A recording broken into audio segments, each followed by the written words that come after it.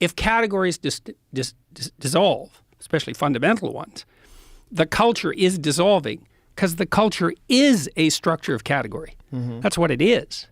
Right. So, and in fact, culture is a structure of category that we all share. So we see things the same way. Well, that's why we can talk. I mean, not exactly the same way, because then we'd have nothing to talk about. But roughly speaking, we have a bedrock of agreement.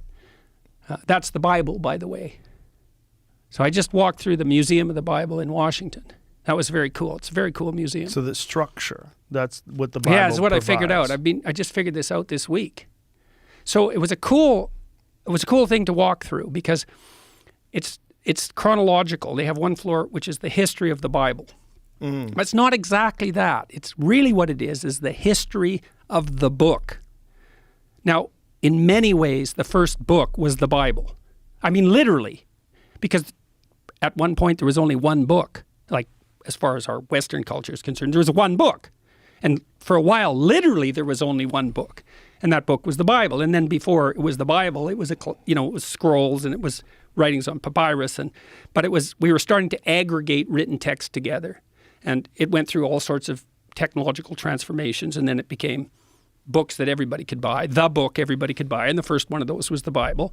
And then it became all sorts of books that everybody could buy. But all those books, in some sense, emerged out of that underlying book. And that book itself, the Bible isn't a book, it's a library. It's a collection of books. And so what I figured out was, partly because I was talking to my brother-in-law, Jim Keller, who's the world's greatest chip designer and has now designed a chip that's as powerful as the human brain, which is optimized for artificial intelligence learning, by the way. And so I talked to him about that. He said, "You heard of the internet?"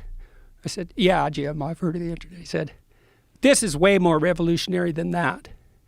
So in any case, we were talking about meaning in text because we were talking about translation and the problem of understanding text. And Jim said, the meaning of words is coded in the relationship of the words to one another.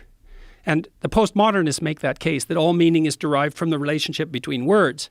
That's wrong because, well, what about rage? That's not words. And what about moving your hand? That's not words. So it's wrong, but part of it's right because the meaning we derive from the verbal domain is encoded in the relationship between words. So now then you think, well, let's think about the relationship between words. Well, some words are dependent on other words. Some ideas are dependent on other ideas. The more ideas are dependent on a given idea, the more fundamental that idea is. That's a definition of fundamental. So now imagine you have an aggregation of texts in a civilization. You say, which are the fundamental texts? And the answer is the texts upon which most other texts depend. And so you'd put Shakespeare way in there in English because so many texts are dependent on Shakespeare's literary revelations. And Milton would be in that category, and Dante would be in that category, at least in translation. Fundamental authors, part of the Western canon, not because of the arbitrary dictates of power, but because those texts influenced more other texts. And then you think about that as a hierarchy, okay, with the Bible at its base, which is certainly the case. Now imagine that's the entire corpus of linguistic production, all things considered. Now, how do you understand that? Like, literally, how do you understand that? The answer is you sample it by reading and listening to stories and listening to people talk. You sample that whole domain. You build a low-resolution representation of that inside you, and then you listen and see through that. And so it isn't that the Bible is true. It's that the Bible is the precondition for the manifestation of truth, which makes it way more true than just true. It's a whole different kind of true. And I think this is not only literally the case, factually, I think it can't be any other way. It's the only way we can solve the problem of perception.